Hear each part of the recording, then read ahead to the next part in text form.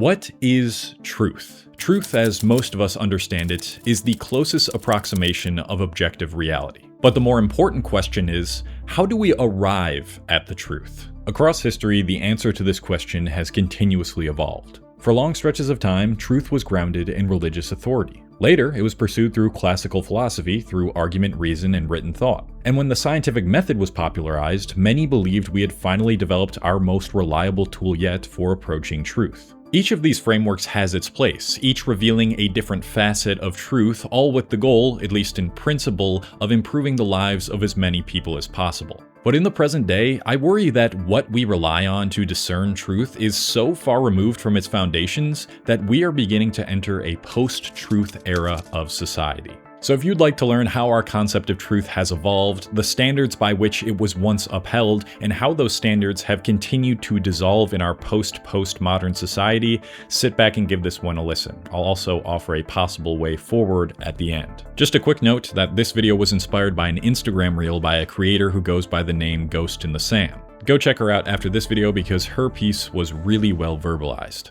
Long before the scientific method, and even throughout classical philosophy, truth was seen as something you received. Sacred texts, prophets, and religious institutions were treated as the highest epistemic authorities, and truth was understood as something revealed from above rather than discovered through inquiry. As Proverbs 3:5 instructs, "Trust in the Lord with all your heart, and lean not on your own understanding. In all your ways acknowledge him, and he will make your path straight." Similarly, Surah 657 declares, "It is only Allah who decides its time. He proclaims the truth, and he is the best of judges." In this framework, the authority to question truth did not belong to the individual. If you questioned divine truth through curiosity or progress, it was seen as a form of moral transgression. You had to submit to these authorities, or else you were socially castrated. Additionally, part of the truth came from common sense and lived appearances. For instance, before we knew the Earth's position in our solar system, it was believed that it sat immovable at the center of the universe, with the sun, stars, and planets revolving around it. And since we did not yet have the tools with which we could question this, it was concluded to be objectively true by just about everyone.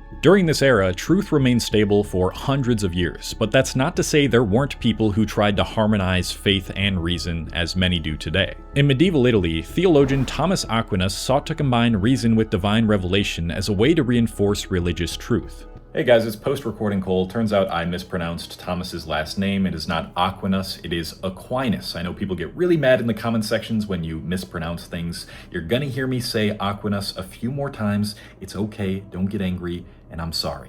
Aquinas believed that human reason, when properly applied, could lead to certain truths about the natural world, but that it ultimately had clear limits. For questions that extended beyond nature, like God's existence, moral law, and the ultimate structure of reality, revelation took precedence. In his view, reason was a tool given by God, and therefore any truth uncovered through logic or observation could never contradict divine truth. If a contradiction appeared, it was not scripture that was wrong, but human reasoning that had failed. Over 1,000 years before Aquinas' ideas, ancient Greek philosophers used a similar approach to truth with their classical philosophies. Plato, for example, did not believe truth lived in the physical world at all. He believed reality was divided into two layers, the messy, deceptive world of appearances and a higher, perfect realm called the realm of forms. This is where unchanging ideals like justice, beauty, and good resided, and only through reason, which was understood as disciplined logical thought independent of the senses, could you access true knowledge. In this way, Plato treated truth as something you ascended towards through rational insight, and if observation conflicted with reasoning, it was assumed that observation was misleading. Other ancient Greek philosophers, such as Aristotle, grounded truth more in the physical world than Plato did, but Aristotle still relied heavily on logical structure and first principles. He believed that the universe had inherent purpose and order, and that careful reasoning could reveal how things must behave. In physics, Aristotle writes, "Nature does nothing in vain," reflecting his core belief in teleology, the idea that everything in the natural world exists for a purpose or final cause, called a telos, and that reality operates according to intelligible ends rather than randomness. The issue is that Aristotle rarely treated these conclusions experimentally. Once a system was logically coherent, it was often treated as settled truth. This is why many of Aristotle's incorrect claims about motion, gravity, and biology persisted for nearly 2,000 years. He thought objects naturally stopped unless a force, like pushing, kept them moving, failing to account for friction, and he believed heavier objects accelerate faster because they have more earth and a greater desire to reach the Earth's center. These ideas fit within his rational framework, even if they didn't match reality. So although there was a clear distinction between classical philosophy and divine authority, the source of truth functioned in a similar way. It came from adherence to an accepted framework, whether theological or rational, where coherence, hierarchy, and first principles mattered more than systematic testing against the physical world. And then in the 16th century, the most significant shift to how humanity acquired knowledge took place: the scientific revolution. As a result of the Renaissance, which promoted inquiry and innovation as core cultural values, the printing press, which allowed information to spread widely and become easily accessible, and several scientific tools, science had replaced philosophy as the main method of acquiring new knowledge, understanding truth, and improving the human condition. Around 1608, Italian astrologist Galileo was the first to use the invention of the telescope to study the planets, and with it, he discovered the mountains and valleys of the moon's surface, previously thought to be made of some unknown substance. Sir Isaac Newton was able to synthesize two important components of the scientific revolution: the mechanical philosophy and the mathematization of nature, creating his infamous 3 laws of motion. And a systematic, practical approach to test the validity of existing knowledge and truth was formed that came to be known as the scientific method. Unlike philosophy, which until this point was generally concerned with why things happen, the scientific method focused on what was actually happening in nature and how it was happening. To achieve this, the scientific method involves conducting experiments without prejudice of what they should prove, using deductive reasoning to form a hypothesis, which is then tested by an experiment, after which the hypothesis might be accepted, altered, or rejected based on empirical, aka observable evidence, and a belief in the idea of scientific progress. Through these types of experiments, a massive flood of new information was being produced, particularly in Europe.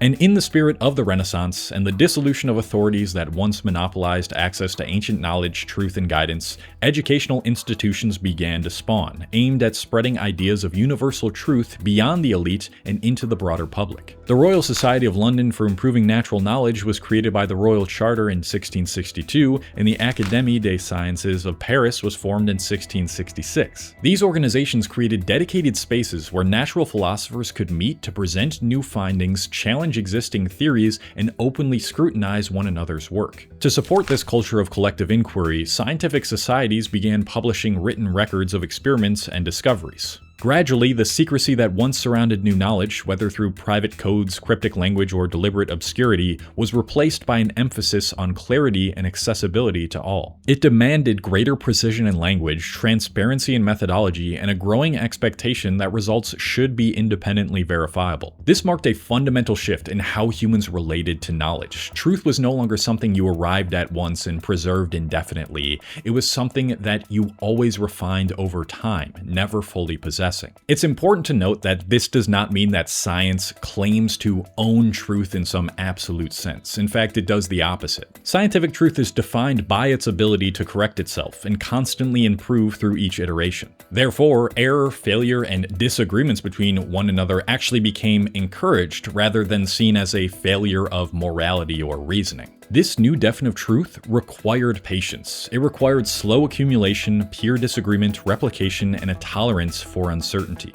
Philosophy is certainly capable of producing the same sort of slow, deliberate, rational thinking amongst the general population, and it is still an incredible way to study life and many different aspects of it itself. But without the empirical tools and institutional structures of science, it lacks a reliable mechanism to consistently test, correct, and translate those ideas into material improvements in human life. What has survived across many eras, though, is people coming together to challenge and refine their ideas in good faith. Truth has never been a solitary pursuit, and in my own life, nothing has sharpened my understanding of these ideas more than actually meeting with people in person. But after high school or college, it feels kind of impossible to make friends. You're no longer just meeting with the same people in school every week, which makes the process so much easier, and instead, you have to actually put yourself out there and awkwardly go up to strangers. I know a lot of you want to have intellectually challenging conversations with great people in real life, but you just don't know where to start in your 20s or 30s, and that is why I want to introduce the friendship app Time Left. Here's how it works. You take a quick personalization test so they can match you with people of similar interests. Then you can book a dinner, and based on your budget and location, Time Left automatically reserves a vetted public venue and matches you with 5 other guests, saving you the back and forth of deciding who to reach out to or where to meet. Everybody starts off as strangers, so the great part is everyone's gonna feel as awkward as you do. But Time Left gives you an easy way to keep showing up and creating a ritual with the same people, which is how you actually build friendships that last. I honestly wish they reached out sooner, because this is the exact type of app that addresses the modern problem of why friendships feel so difficult to find and even harder to sustain. It's almost like the opposite of social media in a way. So if you can relate to the period after high school or college where it feels impossible to make new friends, try meeting new people on Time Left. To get started, you can go to the first link in my description and get 25% off a month's subscription by using the code COLEYT at checkout. And thank you to Time Left for sponsoring this video. These standards of productive disagreement, critical thinking, rigorous testing, and public access to knowledge dramatically reshaped society. The quality of life for the average person began to rise in ways that would have been almost unimaginable a few centuries earlier, largely because truth, when applied through science, started to directly translate into better health. In the year 1800, global life expectancy hovered around 30 years. Today, it sits at roughly 73 years worldwide, and well over 75 years in most developed nations. A big reason for that jump is infant mortality rates. In the early 19th century, nearly 40% of children died before reaching the age of 5. Today, that number has fallen below 4% globally and under 1% in many countries. I bring these numbers up just to briefly highlight the power of empirical evidence and innovation, but I want to place more of our emphasis on the rise in higher education, because that's going to be one of the focal points for when we start to talk about the post-truth era of society. As these standards took hold, higher education began to rise in importance alongside them. Universities slowly transformed from institutions designed primarily to preserve doctrine into environments meant to cultivate inquiry, skepticism, and disciplined reasoning. Seeking out scholars' degrees and formal training became a way of internalizing the norms that science depended on, like critical thinking and a willingness to change one's beliefs in the face of new evidence. In 1800, fewer than 1% of the global population had any form of higher education. By 1900, that number had only modestly increased, remaining largely confined to elites. But throughout the 20th century, university attendance accelerated dramatically. Today, over 40% of young adults worldwide are enrolled in some form of tertiary education, with participation exceeding 60% in many developed countries. And the social value of this became crystal clear over time. Countries with higher rates of educational attainment consistently show stronger public health outcomes, higher life expectancy, greater economic productivity, and increased social mobility. In other words, practicing rationality, using critical thinking, and trying to arrive at truth through empirical evidence and applied knowledge improves just about everything in a society. But in the past, I would say, decade or so, the value of this kind of thinking and truth-seeking has started to disappear. In our digitized world, where corporations profit off of attention and speed over accuracy and reflection, the general population has started to grow untrustworthy of the idea of truth in its philosophical, scientific, and even sometimes religious forms. And it is here where we begin to enter the post-truth era of society. The post-truth era of society is the inevitable consequence of a society plagued with loneliness, corporatocracy, internet algorithms, and a growing wealth disparity gap. One development which has wreaked havoc on our ability to think critically and deliberately is, of course, social media, and I have to highlight it because there's still so many of us who spend so much of our time on it. And it's not because social media is inherently evil, it's because of how these companies have designed these platforms. You see, social media algorithms don't really have a conscience. Their only reasoning skills lie in determining what type of content keeps people on their platform for as long as possible. In many cases, that type of content is not interested in enriching the minds of others with discourse that gets them to stop, think, reflect, and create informed opinions and ideas. It is only interested in exacerbating sensationalism and rage bait. Many of us know this, and yet many of us still subconsciously feel like we might not have the time to evaluate the truth of what is being said. With the extreme pace at which information now moves, it does not pay to mull over what someone online presents as objective truth through convincing, dramatic, and confident rhetoric. We don't have time to form our own opinions. We need the algorithm and whoever is present in it the most to do that for us. Ironic, I know. The result of this is what the creator of that Instagram reel calls a recipe for mass delusion. When we no longer have the cognitive tools to question what we are being told, groupthink gets obfuscated with objective truth. Truth is no longer determined by what survives rigorous thinking and testing, but by what the greatest number of people believe to be true, based on what is trending or what appeals to most people's emotional state. This is not surprising, given the fact that when we engage with social media, and especially short-form content, our brain's higher-order thinking becomes impaired, leaving us in a mode to absorb information without proper discernment. Additionally, not only is the speed of information too fast to process, but there is also an information overload problem. So many people online who present themselves as experts or authority figures through that convincing, confident rhetoric all seem to have differing opinions of what is true and what is false. One day you'll be scrolling and you'll get a bunch of reels from an online tribe who thinks microwaves are poison and seed oils are killing you, and the next day another supposed expert will tell you microwaves cause no health damage and seed oils are completely harmless. But in that moment, you won't have the cognitive tools required to locate where objective truth actually lies. And whereas in the past there were clearly defined spaces for discussing ideas, spaces that encouraged healthy disagreement and upheld shared standards, today we increasingly engage with one another through comment sections, which are environments that rarely reward patience, nuance, or objective discussion. Now, I want to make something very clear. I'm not saying that science can prove everything. It can't, because its limits are empirical evidence and it's a process of continual refinement. In fact, I think that philosophy and religion hold better answers and solutions to some domains of life than science does. And some forms of philosophy are concerned with clarifying and grounding empirical reasoning in a practical way, such as the work of David Hume and Immanuel Kant. But to be in an era where so many people are actively disbanding it and misinterpreting that process of refinement as proof that science lacks firm grounding or consistency is deeply concerning. And beyond that, there's a broader cultural sentiment emerging, one that's reflected in our innovations and in our thinking, that understanding the truth itself is no longer seen as especially valuable. Many young people now don't see the point in higher education, and for reasons not completely unjustified. Educational institutions, places where we go to learn critical thinking and proper reasoning, have been falling behind in teaching skills that translate into well-paying careers. Additionally, the cost of these institutions has dramatically outpaced wages. The financial incentive for pursuing places where we apply higher order thinking,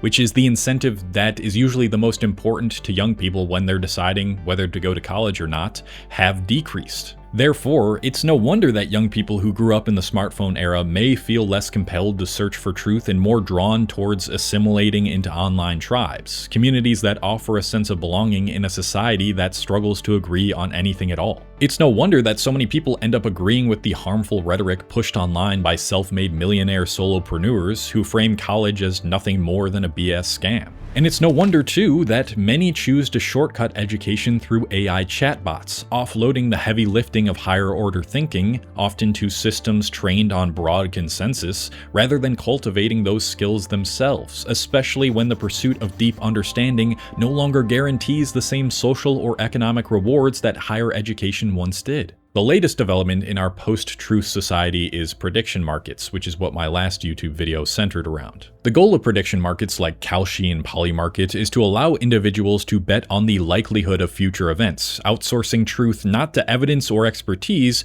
but to the collective confidence of the crowd. Yes, there is a possibility that the likelihood of future events aligns with truth based on evidence or expertise, but when the primary reward comes from speculation rather than accuracy, truth is seen as a byproduct instead of something we deliberately work towards. As the creator Ghost in the Sand puts it, so many of our modern tools like generative AI treat reasoning as this vestigial intermediate step, only valuable insofar as it gets you to the correct answer. And the emergence of betting markets takes this idea to an extreme place via financial incentive. The natural outcome is speculation, because what use is there in understanding fundamentals and deducing outcomes if you can still get the coin toss wrong? In other words, when outcomes are rewarded, regardless of understanding, reasoning itself becomes optional. The nature of Cauchy is an overarching representation of the post-truth era of society, where what matters is not why something is likely to happen, but whether enough people believe it will. A post-truth society is also a post-trust society, wherein we paradoxically trust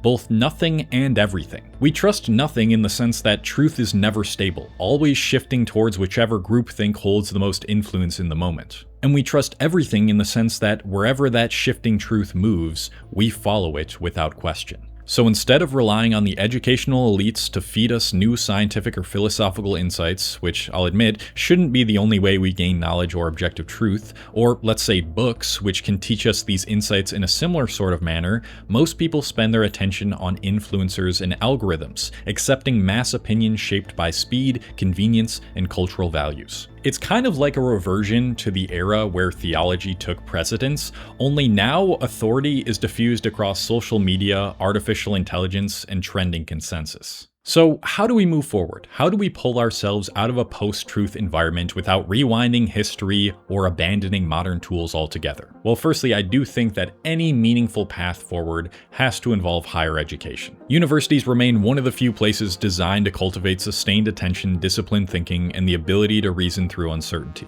At their best, they help develop intellectual humility, clear writing, and scientific literacy, skills that extend far beyond any single career path. Institutions that recommit to teaching these transferable capacities in a way that translates to the current job market stand a real chance of regaining relevance and public trust. But it depends on administrators, policy reforms, students, teachers, parents, and the general public placing pressure on education to justify its cost through genuine intellectual and practical value instead of some sort of symbolic prestige. Next, your attention online has to become more selective. Not every digital space pushes us towards shallow thinking, even if many are designed that way. There are still parts of the internet that reward patience, long-form reasoning, and good faith disagreement. Platforms like Substack, for example, encourage writers to develop ideas over time and invite readers to engage with arguments rather than react to headlines, though some would argue that Substack is now being taken over by AI slop writing and rage bait pieces, and they wouldn't be completely wrong.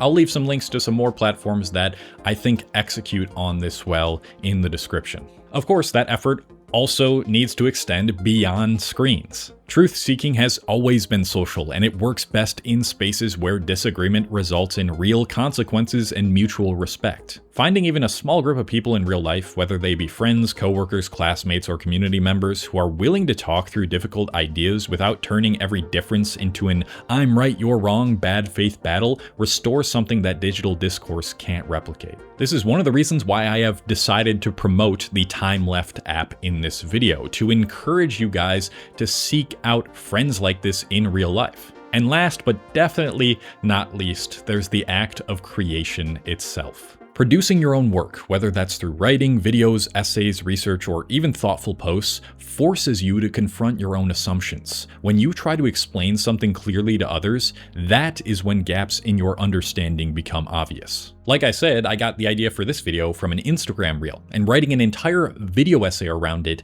really required me to see what I truly understood about what she said, what I agree or disagree with, how I would explain certain ideas in my own words, and how I would teach them. And that process has been invaluable in developing my higher order thinking. I don't think these solutions are going to magically resolve the post-truth condition anytime soon, but they will reintroduce the behaviors that truth requires, which are effort, patience, humility, and responsibility. And in a culture increasingly shaped by speed, spectacle, and consensus, choosing to think deliberately is itself a meaningful act of resistance. Let me know what you thought in the comments. Try to form your own arguments and opinions and explain it in your own words what you thought of this video as a practice of what I've been preaching here. And another video that goes hand in hand with this video is my Post-Literate Society video. If you want to check that out, it's right here. I'm now heading out. Enjoy the rest of your day. Goodbye.